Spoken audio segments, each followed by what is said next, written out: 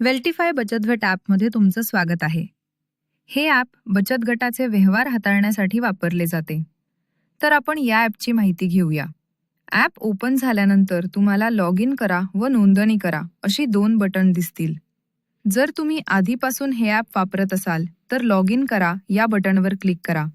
नंतर तुम्हाला तुमचा मोबाईल नंबर आणि पासवर्ड टाकून लॉग इन करावं लागेल. पण जर तुम्ही नवीन युजर असाल तर तुम्हाला रेजिस्ट्रेशन करा या बटनवर क्लिक करून रेजिस्ट्रेशन करावं लागेल. तर आता रेजिस्ट्रेशन विंडो ओपन झाली आहे. तर यात तुमचा योग्य तो मोबाईल नंबर टाका, ईमेल टाका, माहिती टाकताना ती बरोबर टाका. कारण नंतर पासवर्ड फॉरगेट झाल्यास नवीन पासवर्ड हा तुमच्या ईमेलला येईल. तर आता पासवर्ड टाकून नोंदणी करा या बटनवर क्लिक करा. या नंबरवरून आधीच बचत गट बनवला असल्यामुळे एक्झिस्टिंग युजर असे दाखवेल. तर आता बॅक जाऊन त्या नंबरनी लॉग इन करू. लॉग इन बटनवर क्लिक केल्यानंतर लॉग इन विंडोमध्ये योग्य तो मोबाईल नंबर टाका. पासवर्ड पण बरोबर टाका व खात्री करून लॉग इन या बटनवर क्लिक करा. तर अशा प्रकारे लॉग इन झाला आहे आणि डॅशबोर्ड ओपन झाला आहे. आता डॅशबोर्ड ओपन झालेले आहे. तर नवीन युजर असाल तर आधी प्रोफाईल क्रिएट करावी लागेल. तर डॅशबोर्डच्या लेफ्ट साईडला जे आयकॉन आहे त्यावर क्लिक करा. त्यात तुम्हाला अपडेट प्रोफाईल हा ऑप्शन दिसेल. त्यावर क्लिक करा. त्यात तुमचे नाव, आडनाव आणि ईमेल टाका. इथे जी माहिती आहे ती मी बदलणार नसल्यामुळे मी अपडेट प्रोफाईलवर क्लिक केलं. तर आता डॅशबोर्ड ओपन झाला आहे. या पेजवर तुम्हाला वेगवेगळे ऑप्शन्स दिसतील. तर नवीन बचत गट या ऑप्शनवर क्लिक करा. तर आता यातील सर्व माहिती भरून नवीन बचत गट तयार करा. त्यानंतर तुम्ही कोणकोणत्या बचत गटाचे सदस्य आहेत हे पाहण्यासाठी बचत गट या ऑप्शनवर क्लिक करा. जर तुम्ही बचत गटाचे सदस्य असाल तर तो बचत गट तुम्हाला दिसेल व जर तुम्ही सदस्य नसाल तर बचत गट दिसणार नाही. यानंतरचा ऑप्शन आहे सुपरवायझर. जर तुम्ही कोणत्या बचत गटाचे सुपरवायझर असाल किंवा इतर कुणाचा गट परवानगीने हाताळत असाल तर तो गट तुम्हाला सुपरवायझर या ऑप्शनमध्ये दिसेल. तर आपण आता नवीन बचत गट कसा तयार करायचा ते पाहू. तर या डॅशबोर्डवर तुम्हाला क्रिएट बचत गट हा ऑप्शन दिसेल. त्यावर क्लिक करा. त्यात तुमच्या गटाची सर्व माहिती भरून घ्या. जसे की तुमच्या गटाचे नाव टाका, जिल्हा टाका, तालुक्याचे नाव टाका आणि गावाचे नाव टाकून घ्या. त्यानंतर बचत गटाचा प्रकार निवडा. पुरुष, महिला किंवा शेतकरी बचत गट. जर तुमचा बचत गट शासनासोबत जोडलेला असेल तर क्लिक करून शासन बचत गट क्रमांक टाका. आता बचत गट सुरुवात तारीख टाका आणि ॲपमध्ये नोंदणी तारीख या दोन्ही तारखा सेम टाका. मासिक बचत रक्कम राहिली ती टाकून घ्या. मी इथे 500 रुपये टाकली आहे. त्यानंतर स्क्रोल करून संपूर्ण माहिती एकदा नीट चेक करा जेणेकरून काही चुकणार नाही. तसंही नंतर एडिटचा ऑप्शन आहे, बट चेक करून घ्या. रोल पण निवडा म्हणजे अध्यक्ष, मेंबर की सचिव आणि बचत गट नोंदणीवर क्लिक करा. नोंदणी करावर क्लिक करा. तर अशा प्रकारे तुमचा बचत गट तयार झाला आणि बचत गटवर क्लिक करून तुम्ही तो पाहू शकता. तुम्ही सभासद असलेल्या बचत गटावर क्लिक केल्यास अशा प्रकारे संपूर्ण बचत गटाच्या माहितीचा बचत गट डॅशबोर्ड ओपन होईल. तर उजव्या बाजूला जे 3 डॉट आहेत त्यावर क्लिक केल्यास हे 4 ऑप्शन आहेत. एडिट SHG, वार्षिक शुल्क माहिती, डिलीट बचत गट, ॲड पर्यवेक्षक.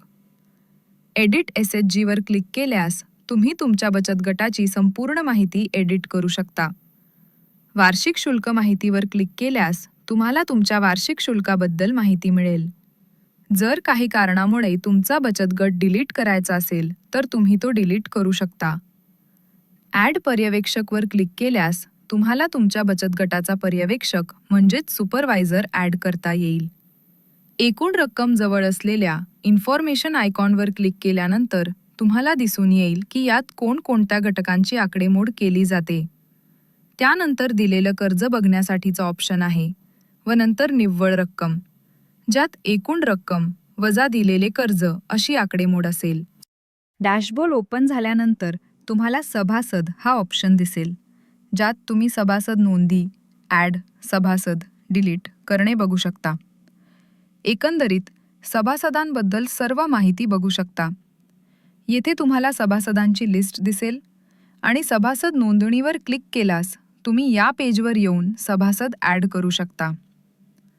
त्यानंतर सभासदाचा प्रकार निवडा, म्हणजे तो सभासद गटाचा अध्यक्ष असेल, सचिव असेल किंवा मेंबर असेल. यानंतर सभासदाचा गट निवडा. सभासदाला एडिटची परवानगी आहे की फक्त व्ह्यूची परवानगी आहे ते सिलेक्ट करा. त्यानंतर सभासदाचे पहिले नाव टाका, नंतर आडनाव टाका. सभासदाचा मोबाईल नंबर टाका, जो नंबर योग्य असला पाहिजे, जेणेकरून सभासदाला लॉग इन केल्यानंतर तुमचा बचत गट दिसेल. आणि सभासदाची नोंद करा. ती इन्फॉर्मेशन नंतर तुम्ही एडिट देखील करू शकता. उजव्या बाजूला 3 डॉटवर क्लिक केलं की व्ह्यू आणि एडिट हे 2 ऑप्शन्स आहेत. त्यातील एडिट ऑप्शनवर क्लिक केलं की तुम्ही सभासदाची माहिती एडिट करू शकता आणि ती अपडेट करू शकता. व्ह्यू ऑप्शनवर क्लिक केल्यानंतर तुम्हाला सभासदाची संपूर्ण माहिती दिसेल, ज्यात त्या सभासदाची एकूण ठेव किती आहे, कर्ज, व्याज मिळकत, खर्च, वाटप आणि एकूण रक्कम हा सर्व हिशोब दिसेल. आणि जर त्या मेंबरला काही कारणामुळे डिलीट करायचे असेल तर डिलीट मेंबर या बटनवर क्लिक केल्यास अशा प्रकारचे नोटिफिकेशन दिसेल. जोपर्यंत सभासदाच्या नावावरील सर्व रक्कम नील होत नाही तोपर्यंत तुम्ही त्या सभासदाला डिलीट करू शकत नाहीत.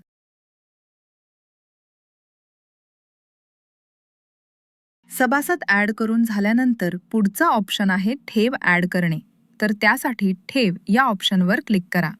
त्यानंतर हा इंटरफेस ओपन होईल, जेथे तुम्ही ठेव नोंद करू शकता. तसेच महिना आणि वर्ष निवडून ठेव पाहू देखील शकता. तर आता आपण ठेव नोंदणीवर क्लिक करू. ठेव नोंदणी पेजवर आल्यानंतर आधी सभासद निवडावा लागेल. त्यानंतर कोणत्या महिन्यामध्ये ठेव ॲड करायची आहे तो महिना निवडावा लागेल. महिना निवडून झाल्यास रक्कम टाकावी लागेल. मी इथे 1000 रुपये टाकली आहे. त्यानंतर नोंदणी करावर क्लिक करा. जर आता आपल्याला ठेव पाहायची असेल तर तो महिना निवडावा लागेल आणि वर्ष पण. तर आता इथे मी जानेवारी महिना निवडला आहे आणि वर्ष तर तेच आहे, त्यामुळे निवडायची गरज पडली नाही. आणि सभासदाचे नाव, ठेव, महिना अशी लिस्ट ओपन झाली. जर चुकून तुमच्याकडून एखादी चुकीची ठेव किंवा नाव ॲड झाले असेल तर उजव्या बाजूच्या 3 डॉट्सवर क्लिक करून तुम्ही ती ठेव डिलीट देखील करू शकता. तर आता बाकीचे ठेव मी नोंद करून घेते. परत जानेवारी महिना निवडला तर अशा प्रकारे सर्व सभासदांची लिस्ट तुम्हाला दिसेल. डॅशबोर्डवर आल्यास तुम्ही पाहू शकता एकूण रक्कममध्ये वाढ झालेली आहे. तर अशा प्रकारे ठेव ॲड झालेली आहे. बचत ॲड करण्यासाठी बचत या ऑप्शनवर क्लिक करा. त्यानंतर तुम्हाला चालू महिन्याच्या बचतीची लिस्ट दिसेल आणि त्यापुढे पे हे ऑप्शन दिसेल. तर ज्या सभासदांकडून बचतीची रक्कम आली आहे त्यांच्या समोरील पे या ऑप्शनवर क्लिक केल्यास ते ग्रीन होईल, म्हणजे पेमेंट झाली असा अर्थ होतो. चालू महिन्याची तारीख असल्यामुळे सर्व पेमेंट आपण इथे करू. तसेच बचत नोंद करा या बटनवर क्लिक करून देखील तुम्ही बचत नोंद करू शकता. त्या सभासदाचे नाव, तारीख आणि रक्कम भरून बचत ॲड करा. मागील महिन्यामधील बचती बघण्यासाठी त्या महिन्यावर क्लिक केल्यास तुम्हाला त्या महिन्याच्या बचती दिसतील. जर एखाद्या सभासदाची बचत डिलीट करायची असेल तर त्या सभासदाच्या लिस्टमध्ये उजव्या बाजूचा 3 डॉट्सवर क्लिक करून तुम्ही ती बचत डिलीट करू शकता. तर आता डॅशबोर्डवर तुम्ही पाहू शकता एकूण रकमेमध्ये वाढ झाली आहे. तर अशा प्रकारे आपण बचत ॲड केली. आता आपण कर्ज आणि व्याज याबद्दल माहिती बघू. आधी कर्जाची नोंद कशी करायची ते पाहू. तर डॅशबोर्डवर कर्ज या ऑप्शनवर क्लिक करा. त्यानंतर कर्ज नोंदणी या ऑप्शनवर क्लिक करा. सभासद निवडा. जो तुमच्या बचत गटाचा व्याजदर असेल तो व्याजदर निवडा. ज्या तारखेला कर्ज देत आहात ती तारीख निवडा. नोंद राहिली असेल तर मागच्या तारखेची नोंद देखील तुम्ही करू शकता. त्यानंतर रक्कम टाका आणि नोंदणी करा या बटनवर क्लिक करा. कर्जाची नोंदणी झाली की नाही ते पाहण्यासाठी तो महिना निवडा. तुम्हाला कर्जाची नोंदणी दिसेल. डॅशबोर्डवर तुम्ही पाहू शकता दिलेले कर्जमध्ये 5000 रुपये ही रक्कम दिसत आहे. आता व्याज भरणा करू. तर यासाठी व्याज या ऑप्शनवर क्लिक करा. ज्या महिन्याचे व्याज भरायचे आहे तो महिना निवडा. त्या महिन्याचे व्याज दिसेल. नंतर पे या बटनवर क्लिक करा. व्याज नोंदणी होऊन जाईल. व्याज नोंदणी करा या बटनवर क्लिक करून देखील तुम्ही व्याज नोंद करू शकता. त्यासाठी तो सभासद निवडा, महिना व तारीख निवडा. व्याज आपोआप दिसेल, त्याची नोंद करा. व्याज जमा यादी या बटनवर क्लिक करून पाहिजे त्या महिन्यामधील व्याज भरणा पाहू शकता. सप्टेंबर महिन्यामधील व्याज भरणा केला नसल्यामुळे तिथे लाल रंगात पे हा ऑप्शन दाखवत आहे. डॅशबोर्डवर जाऊन सभासद लिस्ट ओपन करून सभासदाच्या नावावरील सर्व उलाढाल तुम्ही पाहू शकता. म्हणजे कर्ज, व्याज, बचत आणि त्याचा तारखा देखील, आणि सर्व व्यवहार पारदर्शकरित्या हाताळू शकता. आता आपण दंड नोंदणी कशी करायची ते पाहू. डॅशबोर्डवरील दंड या ऑप्शनवर क्लिक करा. त्यानंतर दंड नोंदणी करा या बटनवर क्लिक करा. सभासद निवडा, महिना टाका आणि रक्कम टाकून दंडाची नोंदणी करा. अशा प्रकारे तुम्ही दंड नोंदणी पाहू शकता. आणि जर चुकीची नोंद झाली असेल, डिलीट देखील करू शकता. डॅशबोर्डवर जाऊन सभासदवर क्लिक करून त्या सभासदाच्या लिस्टमध्ये पाहू शकता दंड नोंदणी झाली आहे की नाही ते. आता आपण इतर जमा आणि खर्च याबद्दल माहिती बघू. तर डॅशबोर्डवर इतर जमा आणि खर्चवर क्लिक करा. त्यानंतर इतर जमा खर्च नोंदणी बटनवर क्लिक करा. आधी आपण खर्च नोंदणी करू.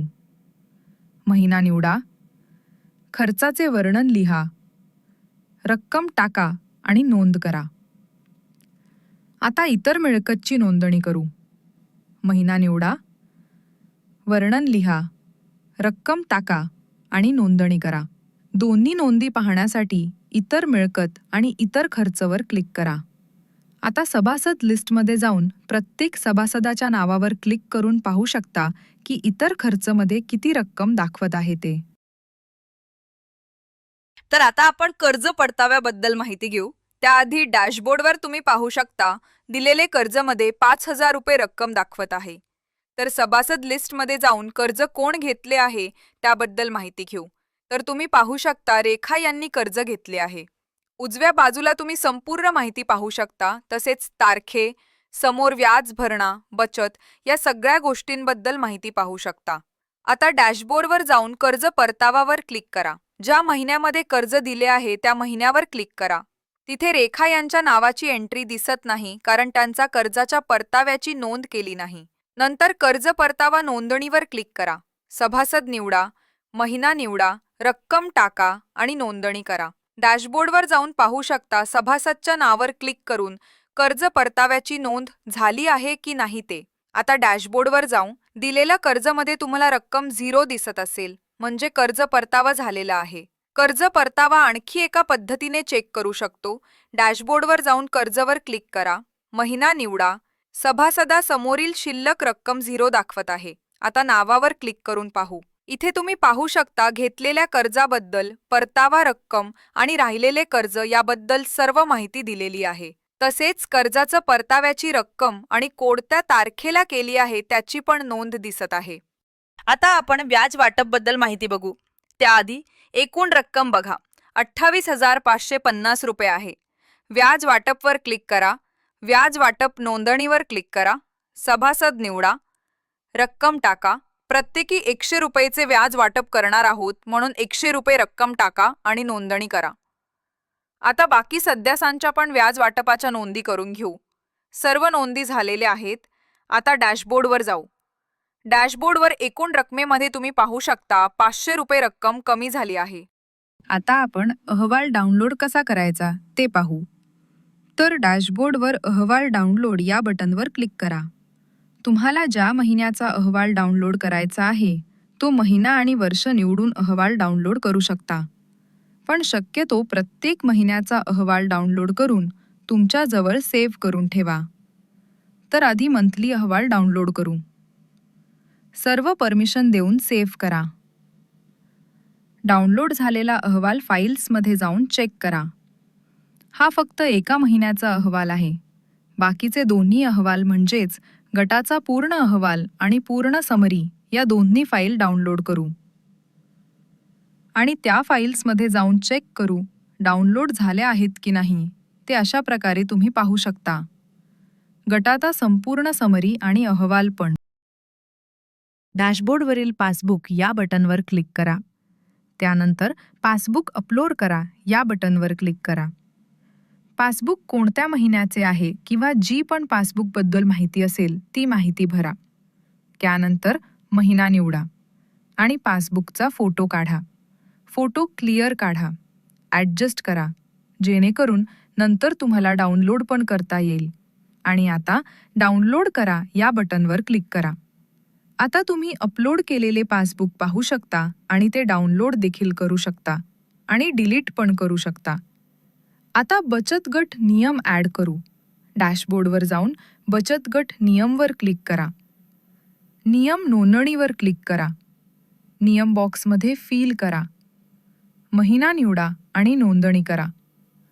अशा प्रकारे तुम्ही नियम पाहू शकता. जर काही चूक झाली असेल तर डिलीट देखील करू शकता. तुमचा बचत गटाच्या गरजेनुसार तुम्ही नियम ॲड करू शकता. बाकीचे नियम पण ॲड करून घेऊ.